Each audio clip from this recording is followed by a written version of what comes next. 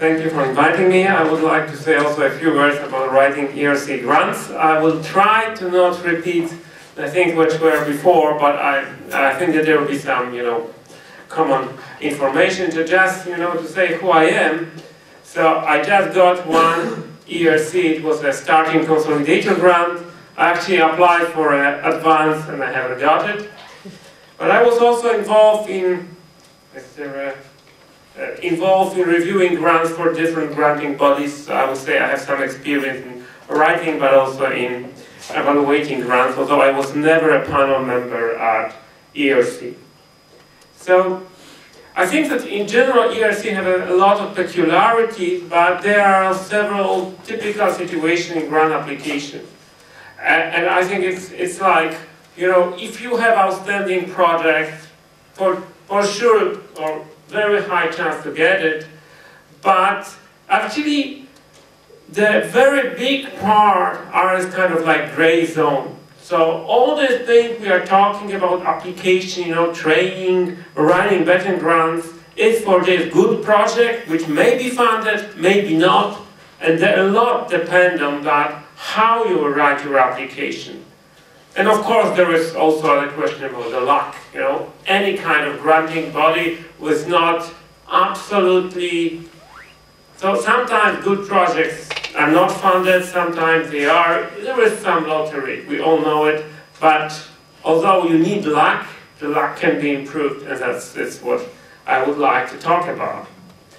So, and obviously what all of you have told, there are three aspects of writing ERC grant and also other is a candidate, project, and a host institution. I will focus on these two first, so the candidate and the project, because those are the most important ones. So there are obvious questions. This is like what to choose as a topic and how to present it. So starting with this first thing, before you will begin to write a grant, you really have to have enough time, especially for an ERC. It cannot be this way that you start 1 month before. Actually, I would suggest to start writing grant half a year before actually there is a deadline. Because if you would like to gain a lot of advices from colleagues, other people, all of them need time to read it. So really, start very early. But the main question is that if your project, your idea for a project, match the code.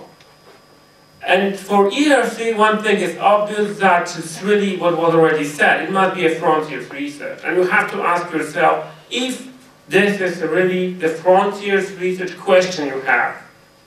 So obviously, if you have a simple question which can be found in the other course, I'm molecular biologist, so we are working on particular protein and function in one type of cells. If this protein works also in another type of cell, no one cares, at least for an ERC at all.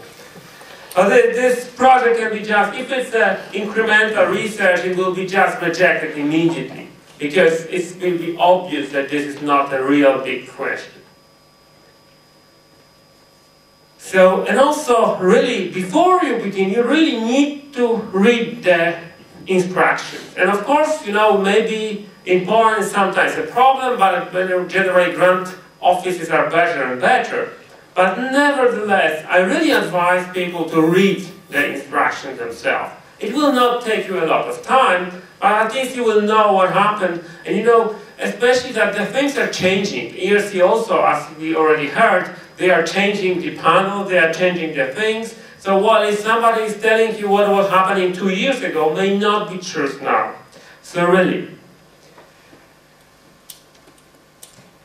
And obviously, for example, it is not this way that you will write a proposal for ERC. It's not there, but you got a good mark, then for sure you will get into NCN. It's not exactly like that, because ERC asks for a risky project. NCN does not like too risky project, because majority of the panel members can tell you it is not doable. So different projects for different granting bodies. Sometimes you can put it We also know the stories, at least I know the stories, people who wrote their grant to NCN haven't got it, but then submitted very similar project to ERC and they got it. So, you know, really different granting bodies are a bit different. And actually I'm a fan of NCN, I really think they are doing a great job, but they are just a bit different than ERC. And it was already told, you know, before you will do whatever, talk with the people. Talk with the mentors, talk with the friends. You should be exposed to the critics. You have to learn how to take those critics. You know, all the initial ideas for a good grant sometimes are very stupid, but maybe the discussion will improve your idea for a project later. More you talk with the people, better for you. And I really believe, especially in the ERC project, really the discussions with the colleagues, mentor, whatever, can really improve the quality of the, I would say, quality of the idea for a project. But one, I think, important thing is that although ERC would like to fund frontiers research, it does not mean that the project can be extremely risky. And you can write an extremely risky project only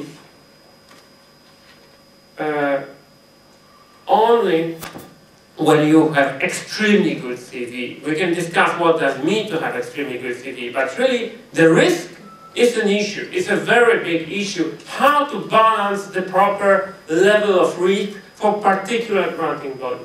And obviously, I think you will agree, ERC should be risky, but you know, not too risky. So it must be doable, and you must prove it's doable. But it's also, you know, you have to really know that the different granting bodies are different. The ERC should have a risky project, but for example, for other, it may be really good. To work on a niche for NCN is really good. But if you are working in a niche and you are doing very well, meaning you are getting grants, you are publishing, but if it's a very narrow niche, you have to know that unless you have this extreme luck that your niche will deliver something so interesting like CRISPR at the beginning, you know, few people were working, but then it gained something very big. Or, you know, there's a lot of this kind of stories. If you are in a niche, you have to go beyond this niche. Usually, if you want to get a grant from ERC, EMBO, or some more kind of prestigious granting body.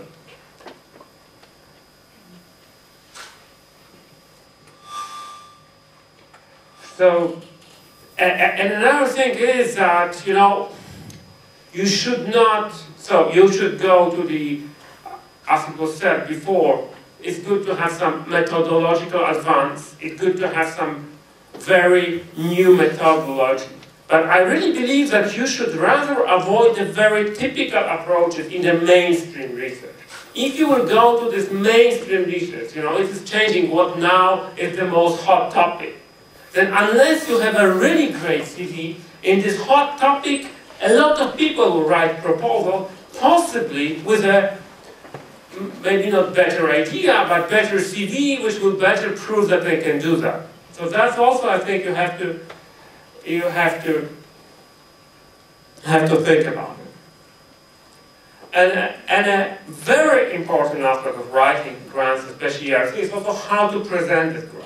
So we in Poland don't have this really big tradition of writing grants. The grants started like 25 years ago, and you know, you can see this constant improvement of the quality of the grants.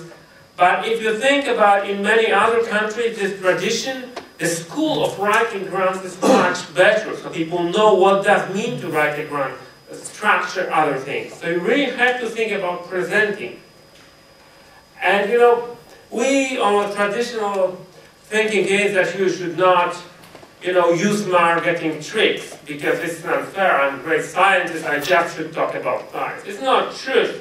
It can only work, you really have incredible CV or got a Nobel Prize. You really have to help the reviewer to see, you know, how good you are. And especially, you really have to distinguish yourself from the other candidates. As we know in ERC, you have a 10% success rate. It's a very low success rate. And then, you know, panel members are getting this I don't know, it's like hundreds of proposals. They are so bored with this grant because there are so many of them. You really have to somehow distinguish yourself from the other. Another thing is also you should not lose points for some small mistakes which can be done, and that is another reason why you should start early to have time to polish it. And I think it's like to choosing the right panel. This is also important, I think, and one thing also is that you should just look for achievement of all previous grant holders. And I think it's not just to say how many of them had a Nature Science Cell paper, but actually try to look on those papers, for especially the person closer to your field, and look what they really discovered. And then, if you see that the people who got the grant is starting on consolidation of much better CV, then you still can apply, you have a chance to get it, but also you have to remember about the embargo. And the embargo can kill your situation because if you are at the end of this period of 12 years or 7 years after PhD, sometimes it's better to wait to publish another, hopefully very interesting story and apply later on. So I think it's an important decision when to apply. And obviously, that's in Poland, you know, we have this problem that still when you see the people, or I don't know, they are peer-reviewed, their CV, something they talk about the number of publications. I think ERC does not care at all about it. We just care about the quality of the publication. So there are people who can get an ERC grant which have just 3-4 publications, but they are important. And I'm not just talking about what the journal did, but actually what they actually did. And with this, another 25 publications you have or not, if they are not really important, it doesn't matter. I think that the majority of people will not care, at least in this, I would say, LS1, 2, 3 panels, which are more familiar for me because I'm like a biologist. So, how to present the project? I think it was already said that really there are many grants which are reviewed. So you really should look on this project not from your eyes, but try to look on through the eyes of the reviewer. And what actually are criteria, even how they are described. And you can see how the reviewer can look on your proposal from this point of view. And you know, that's a kind of obvious thing that the reviewer is obviously a human being. So the proposal should be written in this way that even not really competent people can understand it. Because, you know, first of all, reviewers can be easily irritated in this, if the grant is written in such a way that it's difficult to understand. You really lower your chances to get this grant, especially, I think, in ERC when the panel members get a lot of grants. And many of them are written in perfect way. They are now, although I was never a panel member, all people who are kind of more familiar know that there are countries from which all proposals are written perfectly. And then, you know, one of the reasons why Polish grants have such a low success rate, they are rarely written in such a perfect way, really. So you should really help the reviewer. So you should not assume that he can guess what you think. You should help him. And especially for this short 5 pages A1 proposal, you really should assure that the non-expert understands basically all, but at least some part. So I think that was also said already, so I will skip it. But you also have to write in this way. It should not be too simple in a way, because the reviewer or panel member should think that you are really an expert in this field. So this is some tricks. You usually should cite the most newest results. I was kind of involved in helping some people writing grants for ERC grants, you know, and they haven't done it. So if the field is important, then the field should have an interesting publication in recent years, unless you go something completely beyond the field. But this is not so common. Usually, if the field is important, that means that there were recent interesting publications in this field. So, and the most important thing is that if you're writing this application, the project should be very logical. And it should be rather immediate. What actually is the question you want to answer? If it's not immediately visible, that may suggest that the question is not really there, or it's not so important. And what actually I can see often when I'm helping someone to write a grant, that in Poland we don't have this feeling that this describe exactly which task is dependent on what. What is the real structure of the proposal? So what happens if you have something, and what happens if you... So we are talking about also this if where you publish is important or not. But you actually never what will the reviewers feel. So I suggest to cite in your application publication in the most prestigious journal.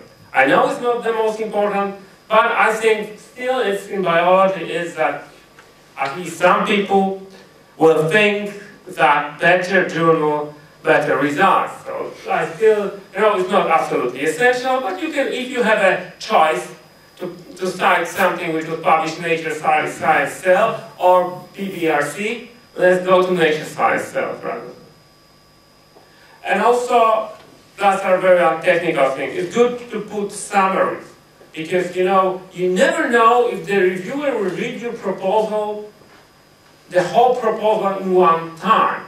So he or she can forget about something. So you should put not too many, but some repetitions for sure. And then there is this issue about state of the art. So you never know who will be the reviewer. So really, you should think about it who you cite.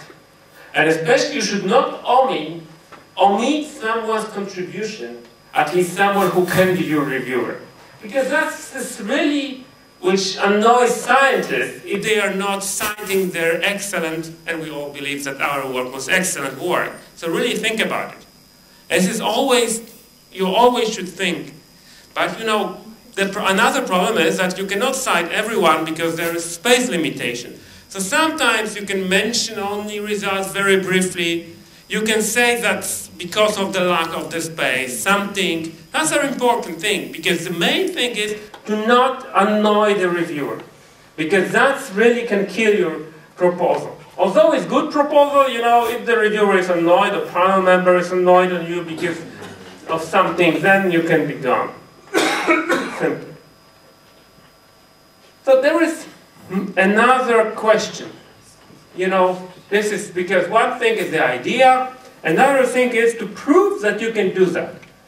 And so in biology, I believe you can propose a lot of things. But it does not mean it's doable, or does not mean that you will be the first who discover it. So it's really good to have some preliminary data, unless it is a very interesting but direct continuation of your fruitful project publication. So that's also important to think about it. So if you have a great idea but no preliminary data at all, and it's not goes from your previous publication, generate preliminary data.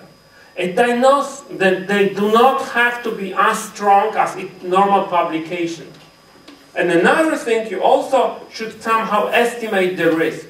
And one of the reasons that projects are sometimes killed is that you do not provide alternative approaches. So even if you are sure that this approach is the best, say if something got wrong, I will use another one, and this will not allow the reviewer to say that you haven't proposed those approaches. Because you have to protect yourself from the potential reviewers, how the reviewers can kill your proposal. So also, that's what already was thought, that it's really good to use the state-of-the-art methodology, but if you have never used this methodology, although ERC are for one particular person, you can have some collaboration. So if you have a good collaborator, then put the collaborator, not claim that you will do something which some other people may think you cannot do that. So, then a more I don't know how much time I still have. Oh, very little.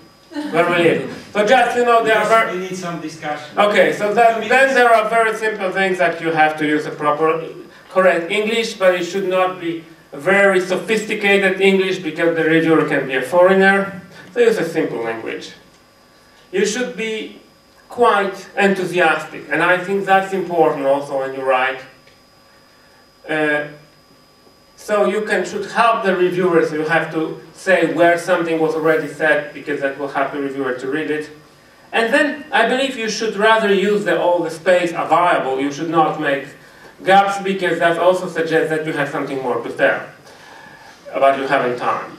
And it should look nice. It should really be, and the abstract is also important. You really have to think how to write a good abstract. It's not an easy task, but this will be then used for marketing.